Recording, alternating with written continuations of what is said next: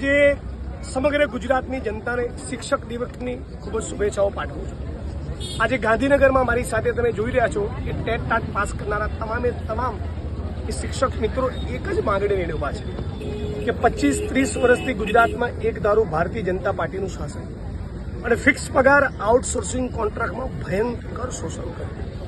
હવે આ ગુજરાતની નવી પેઢી આ શોષણ અને ગુલામીમાંથી મુક્ત બની કાયમી નોકરીની ઝંખના કરી રહી છે।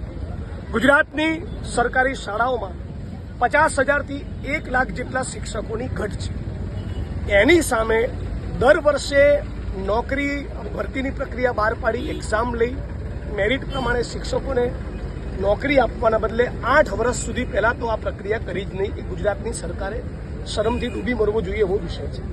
પણ જ્યારે 60,000 જેટલા શિક્ષક મિત્રોએ ટેટ ટાટની પરીક્ષા પાસ કરી સામે 1 લાખ જેટલા શિક્ષકોની ઘટ છે તો નવી પરીક્ષાનો ઠંઠો લાવવાના બદલે જે 60,000 લોકો એક્ઝામ પાસ કરી એને કાલે સવારે નોકરી ભેગા કરો અને જ્ઞાન સહાયક રદ કરીને બધાને 50,000 લાખ રૂપિયા કમાતા થાય એવું કરો।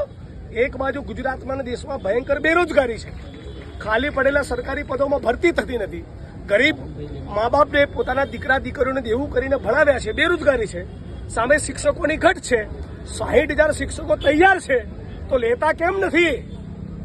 કેમ કે ભારતીય જનતા પાર્ટીના આગેવાનો, કાર્યકર્તાઓ, નેતાઓની જે સરકારી નહીં પ્રાઇવેટ સ્કૂલો ચાલે છે એ પ્રાઇવેટ સ્કૂલોમાં કરોડોની કમાણી કરેલી છે। એ કરોડોની